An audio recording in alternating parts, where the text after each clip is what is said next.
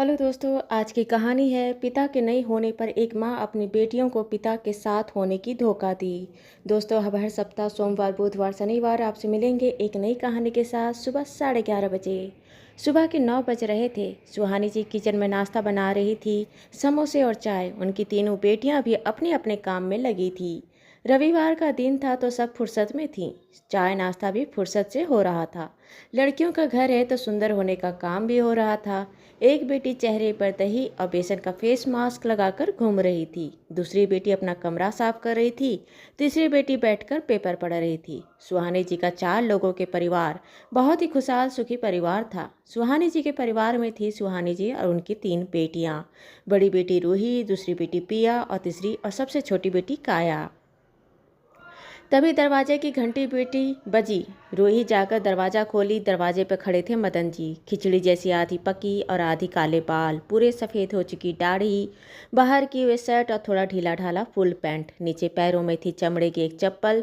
रूही पहले देख पहचान नहीं पाई। थोड़ा सा चेहरे को गौर से देखी तो उसे यह चेहरा जाना पहचाना लगा। हालांकि यह चेहरा उसने कभी देखी नहीं थी, लेकिन फिर भी यह चेहरा वह पहचान नहीं पा रही थी। ऐसा लग रहा था जैसे यह चेहरा कहीं देखी है। देर तक चुपचाप बस उस इंसान को देखते रही और याद करते रहे कि यह इंसान कहाँ देखा है। मदन भी रूही को लगातार एकटक देखते रहे। तभी किचन से बाहर सुहानी जी निकली। कौन है रूही? रूही अपने दिमाग पर जोर दे सोच रही थी, कहाँ देखी है इस इंसान को। सुहानी जी दरवाजे के पास आई और सामने खड़े मदन जी को देखी तो थोड़े अचंभित, थोड़े सदमे से, थोड़ी हैरानी से मदन जी को देखी। थोड़ा खुद के संभलने पर रूही को बोली, रूही अंदर आओ। दरवाजे पर खड़े मदन जी को बोली, आइए, आप अंदर आइए। मदन जी घर के अंदर आए। नज़रें घुमाकर ऊपर नीचे और चारों तरफ नज़रें फैला कर घर को देखे। छोटा सा 1 BHK का घर था। छोटा सा लेकिन खूबसूरती से घर को सजाकर घर को घर बनाया गया था। मदन जी को सुहानी जी सोफे की तरह इशारा कर बोली, बैठिए। सुहानी जी अपनी बड़ी बेटी रूही को बोली कि अपनी दोनों बहनों को जाकर बोलो कि 15-20 मिनट में चाय नाश्ता लगा रही हूँ। हमारे घर में आए मेहमान भी हमारे साथ चाय नाश्ता करेंगे तो सब अच्छे से आ जाएं।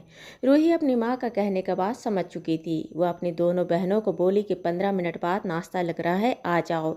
एक बेटी जो दही बेसन का फेस मास्क चेहरा में लगाकर बैठी थी, वो अपना चेहरा धोकर आई। दूसरी बेटी जो कमरा साफ कर रही थी, अपना हाथ धोकर आई। तीनों बेटियां वहीं सोफे पर बैठ गई। सुहानी जी चाय और समोसे का ट्रे लेकर आई। मदन जी को चाय और समोसा लेने को बोली। मदन जी एक हाथ में चाय का कप उठाकर और दूसरे हाथ में समोसा लेकर बैठे एक नज़र से सुहानी जी की तीनों बेटियों को देखे। सब कितनी बड़ी हो गई थी और कितनी प्यारी लग रही थी। देखने से लग रहा था जैसे कितनी शालीन तरीके से परवरिश की गई है तीनों बेटियों की। सुहानी जी और उनकी बेटियां आपस में बात कर रही थी। साथ में मदन जी से थोड़ा बहुत बात हो रहा था। आप कैसे हैं, कैसे नहीं हैं? सुहानी जी की बड़ी बेटी रूही मदन जी से बात नहीं की, ना ही नज़र उठाकर मदन जी को देखी। बस रूही से छोटी उसकी 2 बहनें पिया और काया ही मदन जी से बोल रही थी। मदन जी भी ज़्यादा बोल नहीं पाए, लेकिन सुहानी जी के और उसकी तीनों बेटियों को देखकर बहुत खुश हुए। चाय पीते हुए मदन जी ने तीनों लड़कियों को कहे कि बेटा, आप जानते हो कि मैं कौन हूँ? रूही कुछ नहीं बोली। पिया और काया ने नाव में सर हिलाते हुए कही कि हम नहीं जानते। मदन जी रूही की तरफ देखते हुए कहे, बेटा, आप मुझे जानते हो क्या? रूही जो सबसे बड़ी बेटी थी, उसने कही कि मैं आपको नहीं जानती, मैं आपको कभी नहीं देखी, लेकिन मैं आपको देखकर कह सकती हूँ कि मैं आपको जानती हूँ। मदन जी बोले, कैसे? रूही बोली, मैंने आपको अपनी माँ के एल्बम में फ़ोटो में उनके साथ खड़ा देखा है और फ़ोटो को देखकर अंदाज़ा लगाया जा सकता है कि आप और मेरी माँ की शादी हुई थी और आप मेरे पिता हैं। रूही जब यह बोली तो उसकी दोनों छोटी बहनें अपनी बड़ी बहन का मुंह देखने लगी। मदन जी झेप गए। मदन जी बोले कि हाँ, मैं ही वो अभागा पिता हूँ जैसे हीरे जैसी 3 बेटियाँ मिली थी, लेकिन मैं अपनी हीरे जैसी बेटियों को पहचान नहीं पाया और घर छोड़कर चला गया। मैं तुम्हारा गुनाहगार हूँ, तुम्हारे बचपन का गुनाहगार हूँ। बेटा, मुझे माफ़ कर दो। रूही बोली, आपको हमसे माफ़ी मांगने की ज़रूरत नहीं है। हमारी माँ कहती है कि घर में अगर दुश्मन भी आए तो उसे ऊंचा चौकी देना। हम आपके लिए अपने मन में कोई भी नफ़रत लेकर बड़े नहीं हुए। हमारे मन में आपके लिए कोई नफ़रत है ही नहीं, क्योंकि हमारी माँ ने आपके लिए कोई नफ़रत होने नहीं दिया। हमें बहुत समय तक, हमारे बड़े होने तक यह पता ही नहीं था कि आप हमारे साथ नहीं रहते। आप हमें छोड़कर जा चुके हो, क्योंकि हमारे बचपन में हमें लगता था कि हमें आपके द्वारा ही वह खुशियाँ मिलती है जो और बच्चों को अपने पिता से मिलती है। मदन जी समझ नहीं पाए कि उनकी बेटियां क्या कह रही हैं। मदन जी अपनी पत्नी सुहानी की तरफ मुंह उठाकर देखे कि रूही क्या कहना चाह रही है। वह समझ नहीं पाए। सुहानी जी बोली कि आज तक हम कभी खुलकर बात नहीं किए। हो सकता है बेटियों के मन में बहुत कुछ हो, या हो सकता है उन्हें कुछ कुछ पता हो, या नहीं पता हो, या पूरा पता हो। मैं नहीं जानती, लेकिन उन्होंने भी कभी खुलकर आपके बारे में हमसे बात नहीं की और मैं भी खुलकर उन्हें नहीं बताई। आज सारी कहानी मैं बताती हूँ। आज उन्हें भी पता होगा और आपको भी होगा वह सच जो ना बेटियों को पता था ना आपको। सुहानी जी अपनी बेटियों की तरफ मुँह करते हुए कही कि बेटा, जब मेरे और आपके पिता की शादी हुई तो हमारा रिश्ता बहुत अच्छा था। हम बहुत खुश थे। हमारी शादी के 2 साल बाद हमारी पहली औलाद, हमारी सबसे बड़ी बेटी रूही हुई। मैं अपनी बड़ी बेटी को देखकर बहुत खुश थी। मेरी प्यारी सी गोल मटोल छोटी छोटी आंखें और आंख मटकाती हाथ पैर फेंकती मेरी प्यारी सी बेटी। उस दिन सिर्फ वह जन्म नहीं ली थी, उसके साथ उसकी माँ भी जन्म ली थी। उसकी माँ बनी थी, उसकी ममता जागी थी। लेकिन तुम्हारे पिता बहुत ज़्यादा खुश नहीं थे, पर बहुत उदास भी नहीं थे। खैर, जो भी हो, वह भी पिता बन गए थे। उनकी औलाद हो गई थी। बस इतने ही खुश थे कि वह एक बाप बन गए थे। उसके 1.5 साल बाद फिर हमें दूसरी औलाद हुई। उस समय पिया हमारी ज़िंदगी में आई। जब पिया आई तो तुम्हारे पिता बहुत उदास हुए, बहुत नाराज़ और हताश दिख रहे थे। उनकी नाराज़गी में बस इतना था कि वह गुस्सा नहीं कह रहे थे, वह कुछ कह नहीं रहे थे, लेकिन वह नाराज़ थे। वह अपना गुस्सा जता नहीं रहे थे, चिल्ला नहीं रहे थे, झगड़ नहीं रहे थे, पर वह नाराज़ थे। वह हमारी बेटी को गोद में लेकर पुचकारे नहीं, वह हमारी बेटी को बस नज़र भर के देख ले कि हाँ, हमारे घर में बेटी हुई है। 2 साल और निकले, मैं फिर से माँ बनने वाली थी। हमारे पूरे घर परिवार में सबने बहुत मन्नत मांगी। मैं भी अपने घर के हालात को देखकर यह समझ गई थी कि मेरे पति और उनके परिवार को बेटा चाहिए। मैं भी कहीं ना कहीं अपने ऊपर वाले से यही मन्नत मांगी कि हे भगवान, इस बार एक बेटा दे देना। मुझे कोई फ़र्क नहीं पड़ता बेटा बेटी से, लेकिन मेरे परिवार में अगर एक बेटा आने से मेरे पति और उसके परिवार को खुशी मिलती है तो यह खुशी मेरी झोली में डाल दो, ताकि भगवान को कुछ और ही मंजीर था। हमारी ज़िंदगी में आई काया। इस बार भी जब बेटा नहीं आया तो आपके पिता बहुत भड़क गए। इस बार वह चिल्ला भी रहे थे, झगड़ भी रहे थे और मुझे कोस भी रहे थे। उनकी नाराज़गी इस कदर थी कि वह अपनी तीसरी बेटी को नज़र उठाकर भी नहीं देखे। बस उन्हें इतना पता चला कि तीसरी औलाद बेटी है, और उन्होंने झांक कर भी नहीं देखा कि बेटी का चेहरा कैसा है। मैं अंदर ही अंदर बहुत टूट गई, यह देखकर नहीं कि मेरे पति को बेटा चाहिए था और बेटा नहीं हुआ। उन्हें दुख हुआ, उन्हें गुस्सा है, वह नाराज़ है। मुझे इस बात से तकलीफ थी कि मेरी बेटी मेरे को वह झांक कर भी नहीं देखे। मेरी बेटी क्या किस्मत लेकर आई थी कि उसका पिता उसको देखना नहीं चाहता था। खैर, अब तो आ गई थी। इसमें ना उसका पिता कुछ कर सकता था, ना मैं कुछ कर सकती थी। 2 दिन घर में किसी तरह दिन निकला। वह मुझे कुछ बोल रहे थे, ना मैं उन्हें कुछ बोल रही थी। बस एक मशीन की भांति हम अपना कार्य कर रहे थे। लेकिन 2 दिन बाद अचानक से आपके पिता हमें छोड़कर चले गए। जाने से पहले वह मुझसे कहे, मैं चाहता था कि मुझे बेटा हो, लेकिन तुम मुझे एक बेटा भी नहीं दे पाई। मैं घर से जा रहा हूँ और कभी लौट कर नहीं आऊँगा। तेरे पिता के मुंह से इसे सुनकर मैं टूट गई थी, लेकिन मैं उन्हें रोकती तो किस मुंह से रोकती। उसे उनके पसंद की चीज़ मैं दे नहीं सकती थी। देती कैसे जो मेरे हाथ में है नहीं। मैं उसे दे कैसे सकती हूँ। तेरे पिता हमें छोड़कर चले गए। ना वह कभी पीछे पलट कर देखे, ना मैंने उन्हें कभी दोबारा बुलाने की कोशिश की। मैं जानती थी कि मैं बुलाती भी तो वह लौट के आते नहीं। सुहानी जी अपनी बड़ी बेटी रूही की तरफ देखते हुए बोली, बेटा, वह समय तुम्हें 5.5 साल की थी, पिया 3.5 साल की थी, जबकि काया मात्र 2 दिन की थी। काया और पिया को इतना नहीं समझ में आता था, लेकिन रूही, तुम अपने पिता के लिए जिद करती थी। रूही, तुम बहुत जिद करती, पूछती कि पापा कहाँ हैं, पापा कहाँ हैं, पापा कहाँ हैं। अब मेरे पास कहने को कुछ नहीं होता था। मैं तुम तीनों को लेकर तुम्हारे पिता के घर से यहाँ इधर आ गई। यहाँ पर मैंने सबको बोला कि आपके पिता दूसरी जगह रहते हैं। वह अपनी नौकरी के लिए दूसरी जगह रहते हैं, हमसे अलग रहते हैं, और यही चीज़ मैंने तुम तीनों बच्चों को भी बताया। धीरे धीरे रूही, तुम मान तो गई कि तुम्हारे पिता तुमसे अलग रहते हैं, वह घर से दूर नौकरी करते हैं। जब वह 10-15 दिन में एक बार घर आते हैं, और वह देर रात को जब आते हैं तब तक तुम लोग सो चुके होते हो, और सुबह में जब वह जाते हैं तब भी तुम लोग सोते रहते हो, इसलिए तुम लोग मिल नहीं पाते। रूही को बहुत लगता था कि उसके पिता नहीं हैं। वह अपने स्कूल में जाती, अपने आसपास के पड़ोसी बच्चों को देखती, अपने पिता के साथ जाते हुए, उनके साथ गाड़ी में घूमते हुए, दुकान में पिता के साथ जाकर चॉकलेट खरीदते हुए, घूमते हुए, उनके गोद में बैठते हुए। उसे बड़ी मायूसी होती थी कि दूसरे बच्चे अपने पिता के साथ चॉकलेट लेते हैं, खिलौने खरीदते हैं, हमारे पापा भी साथ नहीं हैं और ना वह हमारे लिए कुछ लाते हैं। मैं तुम लोग के पिता को साथ में ला नहीं सकती थी, लेकिन उनके पिता जो वह अपने बच्चों के लिए करते हैं, वह एक पिता का अपने बच्चों को गिफ्ट, खिलौने, चॉकलेट देने की भावना को बच्चों के मन में जिंदा रख सकती थी। इसलिए मैं दरवाजे के पीछे में तुम्हारे पिता के पैंट शर्ट को टांग देती थी, उसके पॉकेट में कुछ पैसे रख देती। जब रूही कभी बोलती कि माँ पापा आए थे तो हमसे मिले नहीं, हमारे लिए क्या लाए हैं, तब मैं बोलती कि तुम्हारे पिता आए थे, जल्दी जल्दी में चले गए।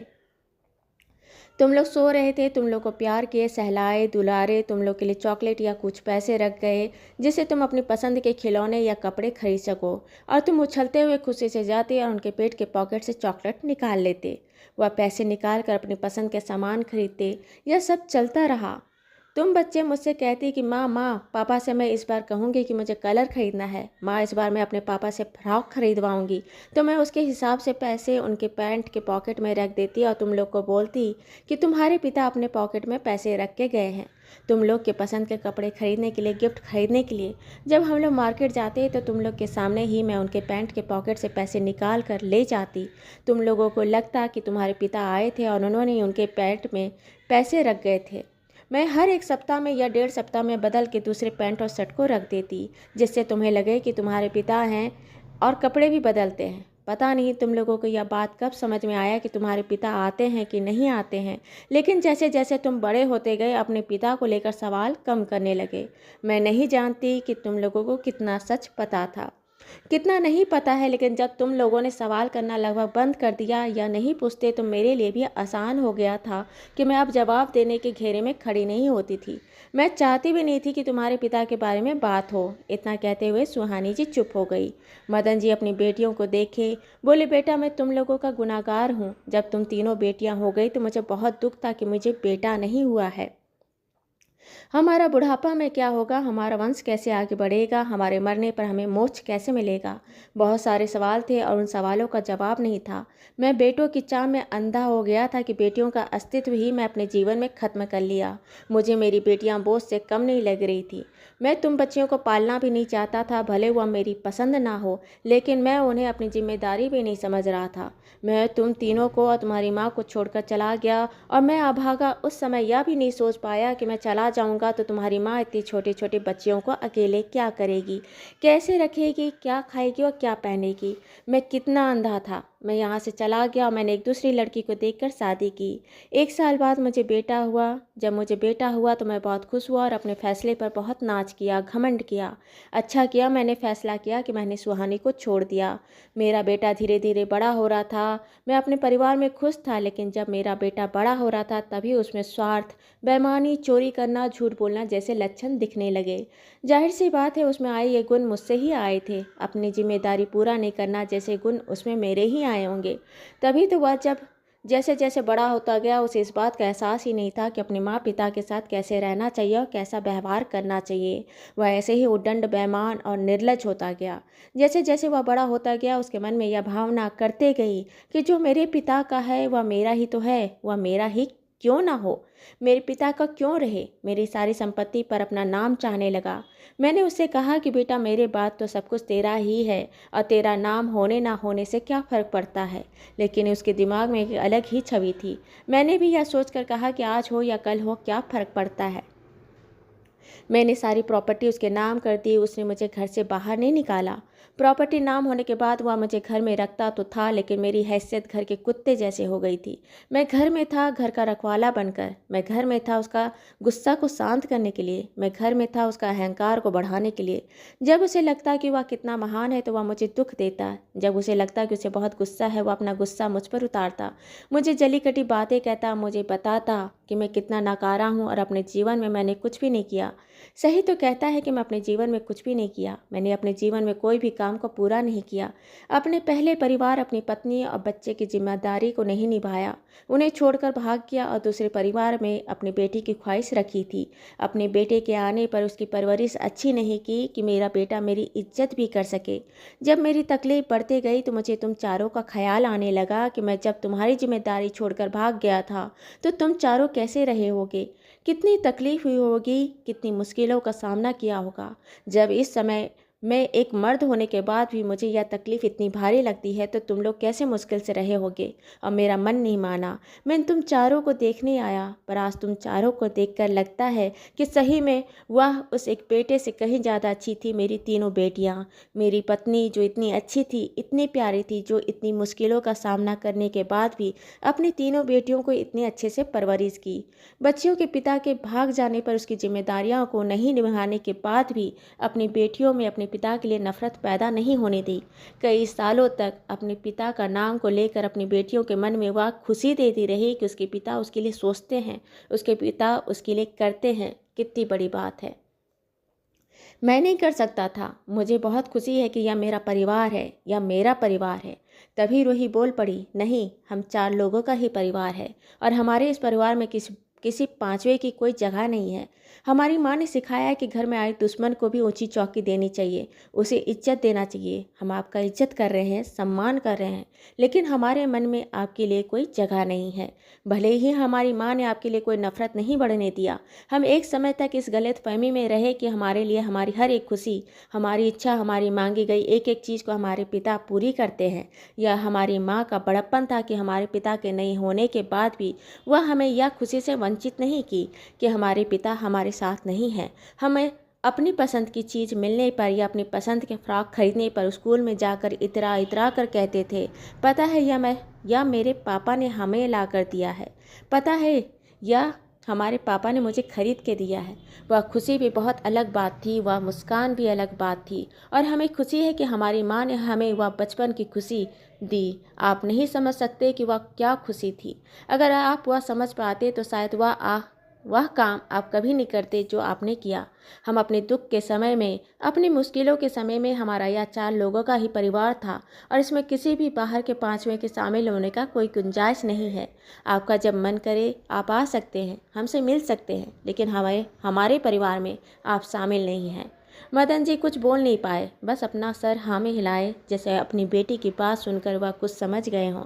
फिर वहाँ से उठकर अपनी बेटियों को अपने आंसुओं से भरी आंखों से देखा। भारी कदमों से सर झुकाए, झुके हुए कंधों के साथ वह वहाँ से निकल गए।